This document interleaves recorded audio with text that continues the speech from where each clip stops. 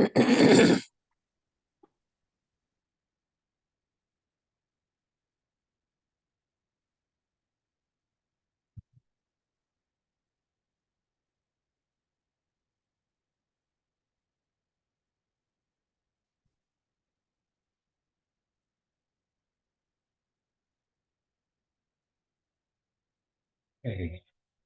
On this perfect evening, on this perfect day,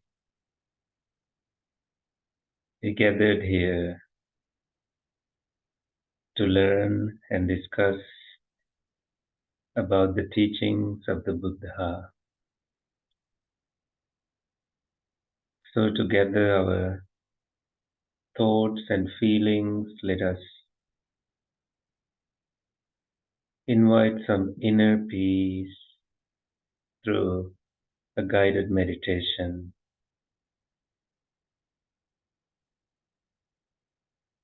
You may gently close your eyes and sit as comfortably as you can.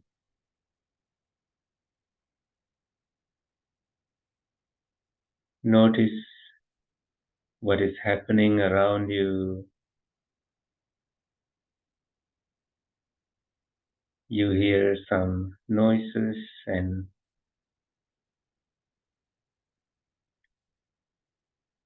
obviously you aren't able to see anything.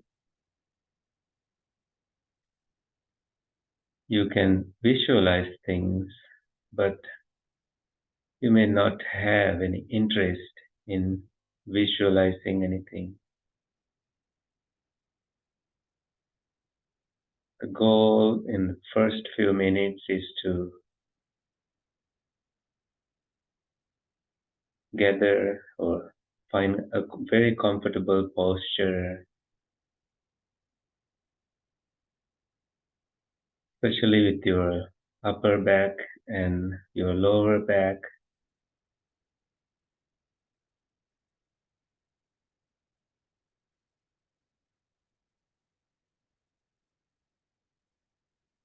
And your neck,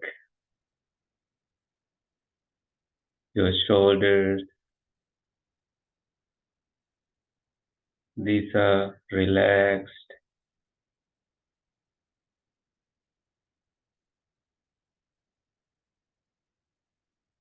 Notice also inwardly that you may quickly get into silence of your thoughts or whatever is present at this moment.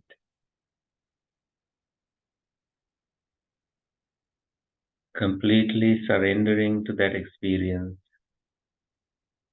you may take the controller away and allow things to be.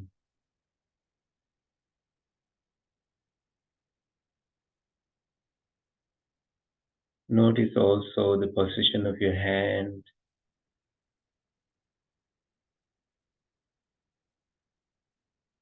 and your connection with the floor.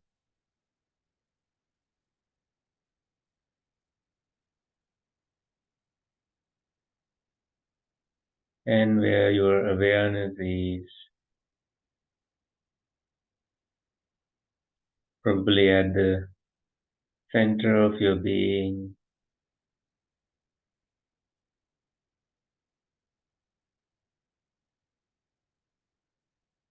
Now you are simply aware of your sensory experiences.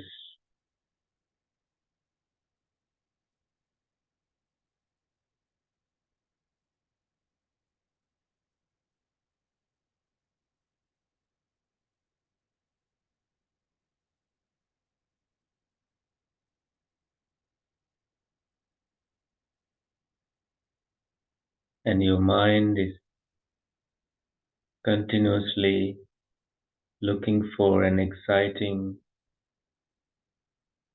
something.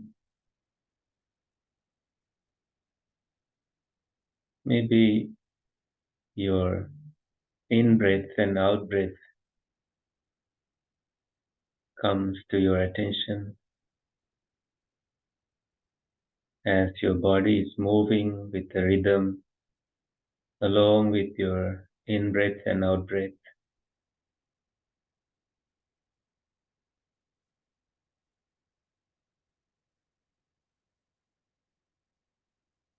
So you apply mindfulness to that one activity and make it a delightful experience to your mind.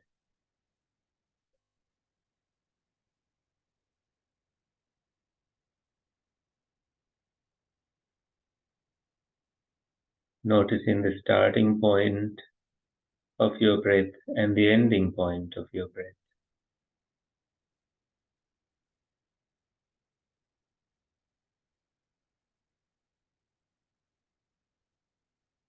Feelings and sensations, mostly pleasant feelings, as you breathe in and breathe out.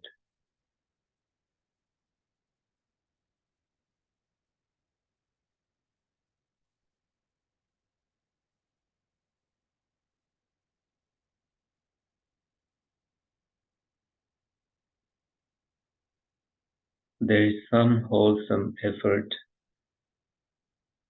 but there is no restlessness or too much controlling at this moment.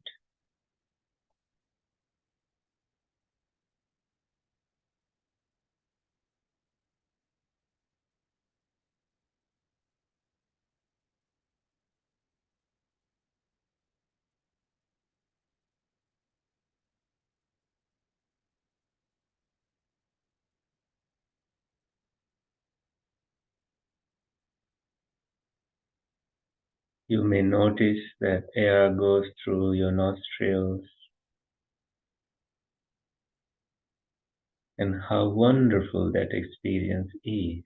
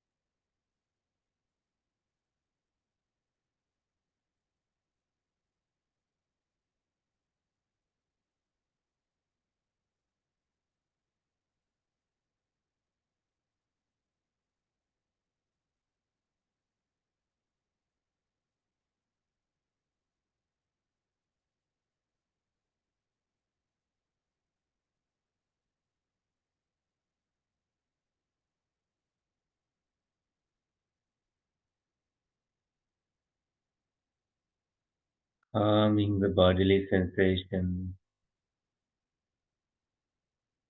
you stay with your breath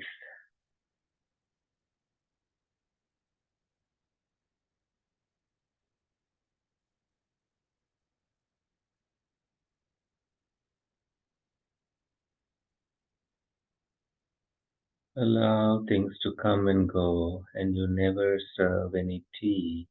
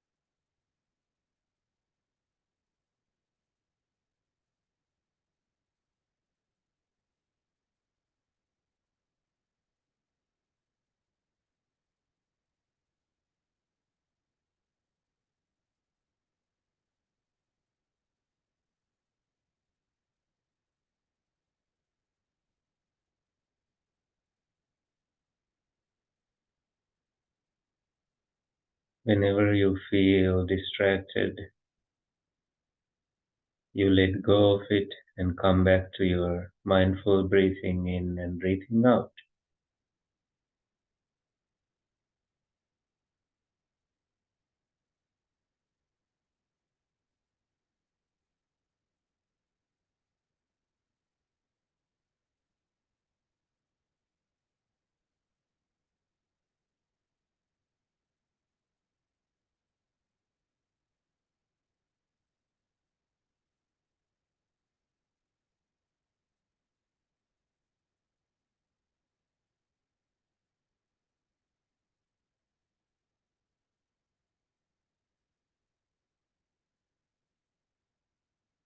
Although you know that past and future can take so much space in your present, what a wonderful thing that your attention is here with your inhaling and exhaling only. It's so marvelous that you can be present with your breath.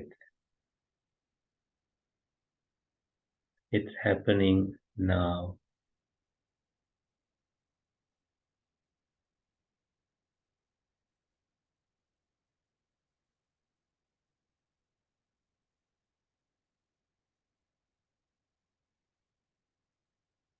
Using all your freedom, you breathe in fully and breathe out,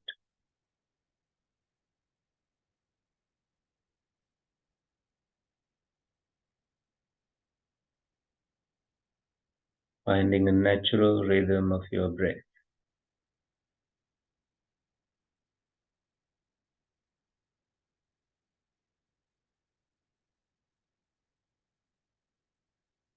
Rest of the body parts will disappear from your attention, but you are with your breath. However subtle you feel your breath is, you are with it.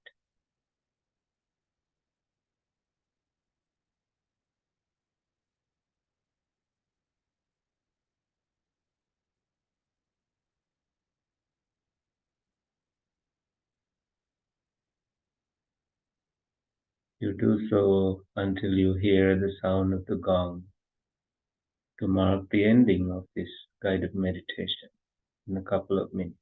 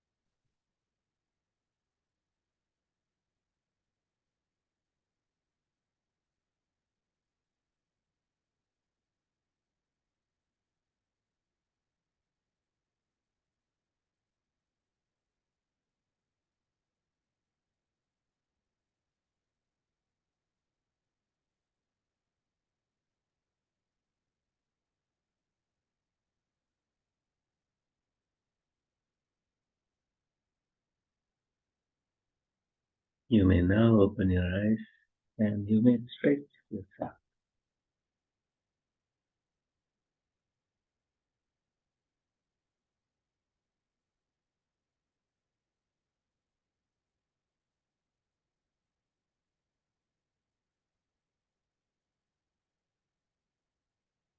Daniel, can you see the screen?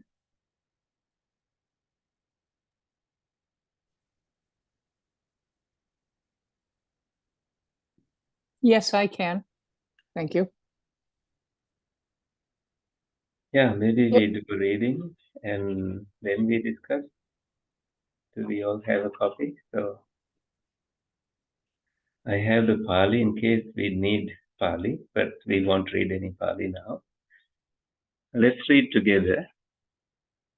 Thus I have heard, at one time the Buddha was staying near Sāvatthiyaṃ in Jeta's grove in anāthapiṇḍikassa monastery. Then, late at night, the glorious deity, lighting up the entire Jeta's grove, went up to the Buddha, bowed, and stood to one side. That deity addressed the Buddha in verse.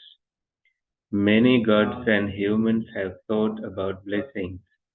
Desiring their well-being, please declare the highest blessing. Not to associate with fools, but to associate with the wise, and honoring those worthy of honor, this is the highest blessing. To reside in a suitable locality, having made merit in the past, to set oneself in the right course, this is the highest blessing. Education and craft, discipline and training, and well-spoken speech, this is the highest blessing. Caring for mother and father, supporting one's wife and children, and engaging in a peaceful occupation, this is the highest blessing. To be generous in giving and righteous conduct, helping one's relatives, blameless deeds, this is the highest blessing. Desisting and abstaining from evil, avoiding alcohol, diligence in good qualities, this is the highest blessing. To be respectful and humble, contentment and gratitude, and timely listening to the teaching, this is the highest blessing. Patience, being easy to admonish, the sight of monks, and timely discussion of the teaching, this is the highest blessing. Self-restraint and holy and chaste life, seeing the noble truths and realization of unbinding, this is the highest blessing. Though touched by worldly conditions, their mind does not tremble, sorrowless, stainless, secure, this is the highest blessing. Having completed these teachings, undefeated everywhere, everywhere they go in safety, this is their highest blessing. Anything that stands out of all blessings? Or do you want to count how many there are? You already know that there are 38 in here.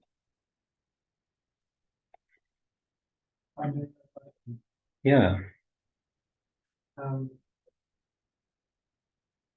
With number one, the deity speaking, and then with number two, is it Buddha? Just from that, number two, the Buddha is responding.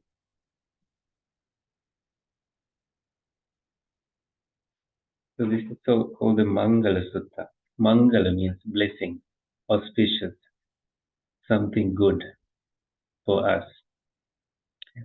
So at the time of the Buddha, people were discussing about what is auspicious for 12 years, and they did not come to any conclusion. Some people said, what you hear is a blessing. Some people say, no, what you see is a blessing.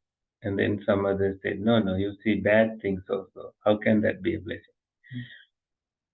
So they debated, and debate became argument, and it went to heavenly beings, and eventually went to the leader of heaven, Sakka, who said, well, there's only one person who can answer this question, only the Buddha. And, maybe for someone who has no clue about any of Buddha's teachings, they would think, if you go and ask a question like, what is the bliss, what constitutes an auspicious life? Nowadays, someone would say good health.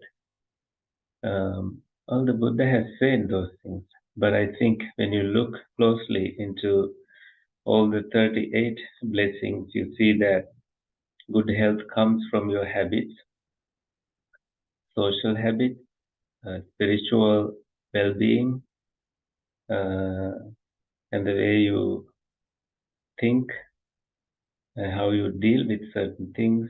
So, and someone also may think that this is a sutta about just ordinary life, way of living. But you see toward the end that the Buddha says, what number is it? You see it in Arya Satchana Dasanam, that is number 10. Seeing the noble truth. And then you would ask, oh, what is that? And Nibbana Satchikiriyacha, realization of Nibbana, unbinding. So the Buddha has those teachings also packed in here. And also this number 11, having said that, what is the highest blessing? All of these are highest blessing. But the Buddha says, though touched by worldly conditions, their mind does not tremble. This is kind of emphasizing that a person who lives in this world may experience worldly conditions, and you may ask him, what are the worldly conditions? Like the same way you ask, what are the noble truths?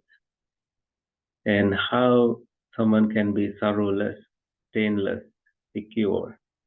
So I think this brings up maybe 38 blessings and also 38 questions to your mind. Like, what is that, And the Buddha saying, not to associate with fools. So is it appropriate to say someone is a fool, therefore I'm not associating with them? So those are the questions that may come to someone's mind. But we are here to discuss and answer these questions. In the Buddha's words and language, a fool is someone who is on the wrong path, who does wrong. And they pull you into doing the wrong that they do. Say you have a friend who is maybe who's gambling, and they say, "Come, let's do it. It's fun, and it's only for this day." And then you end up going because he's telling you, "Okay, let's do it only once." And you start to take, your mind likes that activity, and you end up being one like that friend because they have an influence in your behavior, in your thinking, and so on. So noticing who is, like we tell this to teenagers, right? Don't associate with bad friends, but associate with the wise ones. How can a young teenager know who is a wise friend? Sometimes there are some ways to know, depending on the way they speak, based on how they behave, how kind they are, you can tell, oh, that person is a bad person, this person is a good person, and so on. So, yeah, what else do you have in your mind before I go on talking more? I'd like to hear from all of you.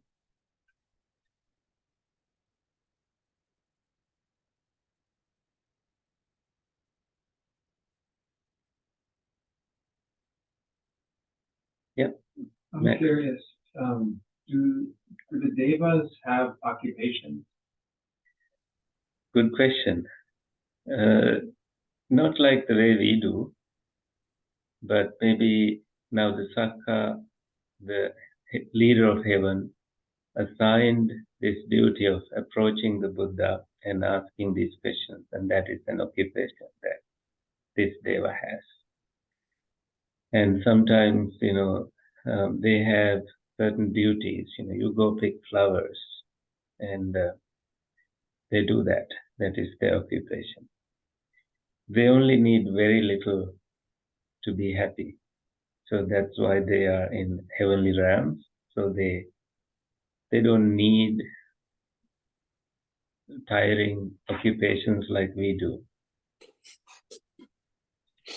If they get into a place where they find themselves in a tiring place, maybe that is a human world where they have disappeared from the heavenly realm and reappeared in the human realm.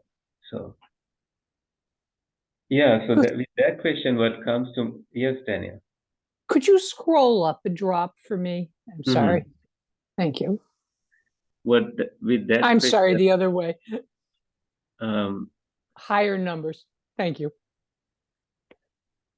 what comes to mind is that why the Buddha is telling to heavenly beings that they should have good occupations. So I think in the beginning it says that many gods and humans thought about blessings. So obviously it says in the commentary that devas, heavenly beings, really take delight when they hear this discourse. They are happy. But I think they are happy also because humans get to hear this and maybe learn to redirect their life's intentions and be righteous and do good and so on. And yeah, so I think it's also, if you think about the audience of the Buddha at the time when this discourse was given, of course there were monks. Did they need to hear all the things that the Buddha said here? Maybe only some of these teachings. So monks had a different goal, but also there must have been lay people who knew that teaching like this, or later the Buddha's intention was to spread this message that this is the kind of teaching he gave, and other people hear this and then practice accordingly or follow accordingly. Yeah. That's what this would seem to pop out about it to me as well. As, not just the idea of the number, but how contextual it is, or how situational or particular each of these can be for different people at different times. Very well put. As I read it, which is really, to me, is so beautiful about this sutta. You can be caring for your parents day and night, and that's the highest blessing. You may not have time to listen to the teachings of the Buddha. Yeah. Another person may not have parents that passed away. They've got lots of time to listen to the teachings. They can get the highest blessing that way. And would that correlate with, essentially everybody's life is different, like the gentleman was just saying? If you don't have parents, then you're potentially not going to be having that be your major focus, and if you do, then that might be your major focus. But does that also help to center us in terms of what's on your plate or what's in your life, and then what you choose for work and what you choose to care about, for lack of another word? And does that speak to why, and I don't always understand the hierarchy of Buddhism, the gentleman who's there might understand much more about it than me. I'm kind of come late to that part of the game. But if you are busy doing other things, depending on your role in life, then picking flowers might be an important thing for you. And somebody who's busy caring for their parents, like the gentleman said, may not have the time to be so focused on something else. And that sometimes goes down a road, at least for folks who are human, of judging which professions and which jobs and who's doing enough. And really, it has so much more to do with the focus of your life at the moment. That is very true. And if also what came to my mind is that when there's, well, especially when Carl said, maybe your parents are not around, but you have 37 others, that other blessings that you can have in life. So that came to my mind. But yes, this when we were doing this retreat in Bari in Italy, this one retreat participant had a question, and she had an abusive father, and he, toward the end of his life, he became more dementia-like person. And so he forgot most about his life, and but then she happened to be his caretaker. So her question was, by looking after him, she's afraid that the karmic relationship between the two will continue. And we said not necessarily, by her reverse role, that when he was supposed to look after her, it did not happen so well, but she's looking after him, and that may put an end to that karma. So doing that one blessing so well may make you free from that karmic influence. So maybe that is how we can think. We like, since we have 38 of these, with all these, we can ask that question, can doing just this one blessing, how can that be a blessing to my life? Some of the people have maybe 37, but they do one thing wrong, and that may be ruining their life. We may need to also look at how that can happen to some like alcoholism alone. But you are a good person, you speak the truth, you're very, well, most alcoholic people can speak so well, and you have all the blessings, but that one addiction is ruining your life. That is also one way to look at it. When the Buddha said in number 2, to associate with the wise ones are usually the ones, it may not be necessarily those who are older people, but those who are more mature in terms of the qualities they have, the wisdom they have. So they are in a position to tell you that, why don't you look at this side of your life? And when they tell that to you, you know that they are telling that for your own well-being, that they don't have any bad intention to put you down at all. So, and that they themselves are on the right path, and you know that. When it is like a monastic teacher who is training his students. So when the teacher is practicing the right way, and that advice goes directly into the minds of students. So it is a wise person. So it's not that it's not about someone who has a degree or someone who is intellectually more maybe capable. It's not that. It's more about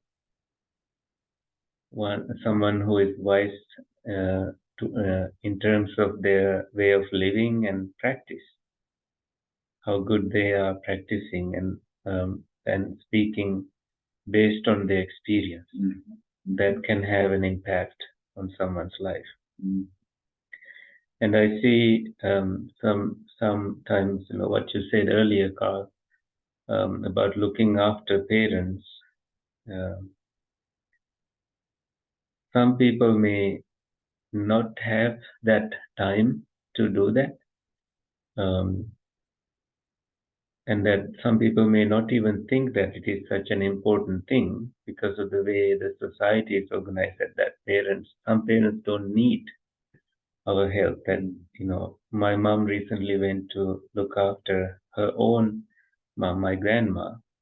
And I know usually that she wants to live, stay longer and look after her, but maximum she stays is 10 days.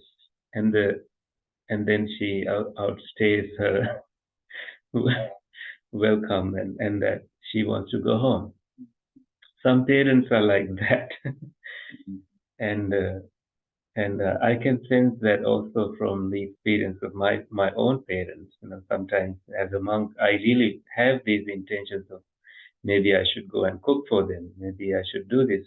But I don't think exactly that way as a monk. But I have these intentions, but it's not what they expect from us. Maybe something simple as speaking kindly to them, and that they are happy about that. They feel, they feel good about that, and that they bless us, and their blessing is so important for us. I have a friend whose mom doesn't need any financial or any help.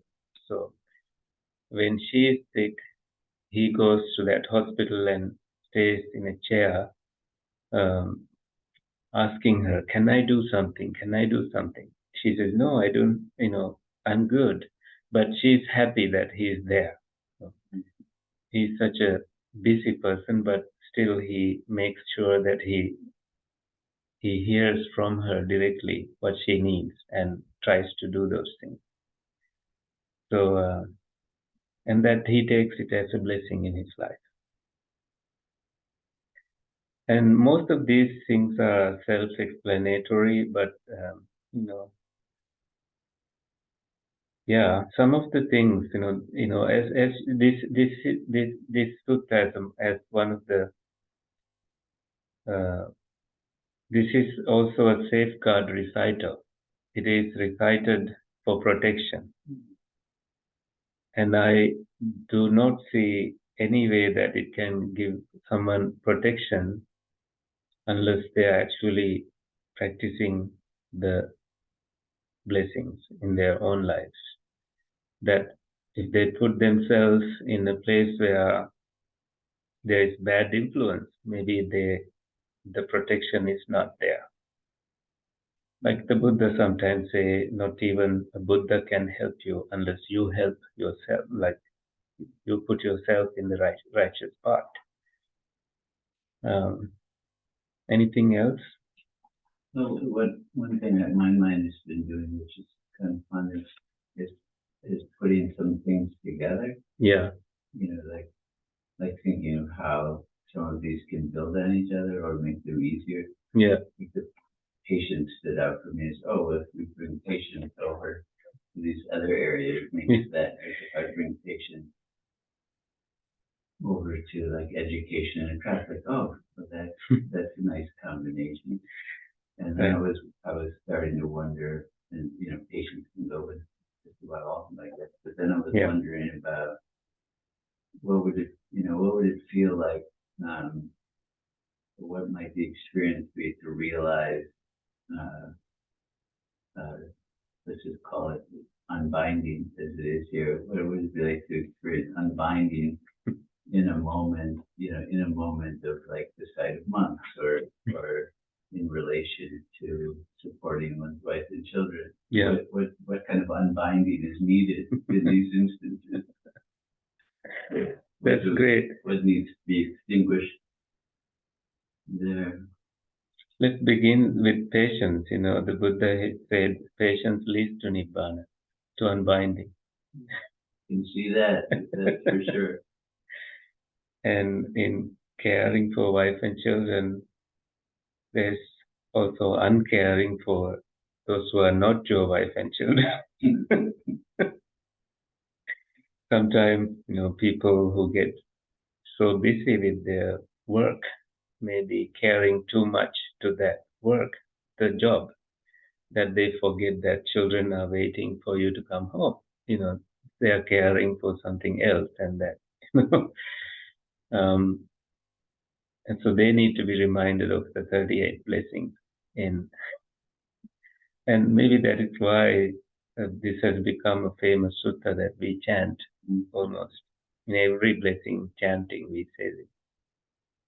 And most monks, all monks, remember this by heart in Pali because of that. We hear it every day on loudspeakers in Sri Lanka. If you go there and listen to the morning loudspeakers, you hear this sutta. So everybody remembers it by heart. But it does not say that they practice it that well, because some of them only hear it in Pali and they never know the deeper meaning of it. Especially if I like to touch this number 11 again, though touched by worldly conditions. This is about praise and blame, losses and gains. No, when these come our way, we get shaken. And let me put it in simple terms, that looking at that pleasant feeling or unpleasant feeling the same way does the job. Whether it is, praise is a pleasant feeling. Oh, well. And then somebody blames you. It's an unpleasant feeling. Oh, well. These are just feelings. And then a neutral feeling. It's just a neutral feeling. So it comes down to those, how you feel about them, and the wisdom about feelings. That's more important for someone who is looking at dependently arising experience and the cessation of those experiences, moment to moment. There are 8 worldly conditions. These go as labha, that is gains; alabha, that is losses; yasa is, you are famous; ayasa, someone is damaging your reputation; ninda, someone is insulting; prasansa, someone is praising you; and sukha, dukkha. Sukha is happiness, nice, and everything is nice. And then dukkha, there is suffering, something difficult to bear. And in all these 8 conditions, their mind does not tremble, that they look at all those the same way. Like when a monk gives a talk, I often tell this to people that, oh, so-and-so said it's a great talk. And then so-and-so, normally they don't say that it's a bad talk, but, it's looking, we train our minds to look at both the same way, whether it is blame or praise, and that alone helps us to keep calm. And it's very closer to something here, to being sorrowless. And so not being shaken by 8 worldly conditions. It's speaking about some noble minds. And only they can remain untouched by sorrow. That when something, this is asokam, no soka, disappearance of grief. And virajam, stainless, subtle dust of defilements are gone. And therefore they are at a secure place, kema, secure place. And that becomes a blessing to them. That kind of equanimity would help with many of these other situations too, wouldn't it? Isn't it? Yes. Very, very well said, yes. Yes, without saying equanimity, all these words are speaking about equanimity. And I must say that equanimity is more closer to wisdom compared to neither pleasant nor unpleasant feelings. Sometimes people think that is also equanimity, something neutral is equanimity. That is more based in ignorance. That we need to see the truth behind neutral feelings, and then how equanimity building brings us closer to unbinding. And that was the goal. That is why it says that sabbatta maparajita, undefeated everywhere. And to what extent is equanimity not unbinding? I mean, to the extent one is completely equanimous, is that not unbinding? I think one is completely equanimous is unbinding, and that there is no one who is equanimous, and that alone it is like there's the path is there's no traveler, nibbana is there's no one enters into it. Yeah. I know we're close to time, but can I ask another question? Yeah, sure. With the sutta, I'm always curious about the superlative of highest for so many. Yeah. And is it like they're all tied for number one highest, or? I had that same question, etaṃ Maṅgala uttamam, and then the Buddha says another one that is the highest. So I would not know how to answer that, honestly. What is there another way to translate uttamam? Uttamam is the highest, the superior, but I think it somehow points toward that last highest blessing. That is sabbatta suttiṃ gacchanti, that everywhere they go in safe, there's safety in their minds. It's like wherever you go, it is your home. There's no second home that you are thinking of. That because you live in your mind, that is a safe place. There's an unlimited area, if you may want to think that way. That's the next way to think of that. Yeah. Yeah. Shall we end there? Yeah, let's transform it. May the suffering ones be suffering free and fear-struck fearless be. May the grieving shed all grief, and may all beings find relief. May all beings share this merit that we have thus acquired for the acquisition of all kinds of happiness. May beings inhabiting space and earth, devas and nagas of mighty power share this merit of ours. May they long protect the Buddha's dispensation. Sadhu, sadhu, sadhu. If you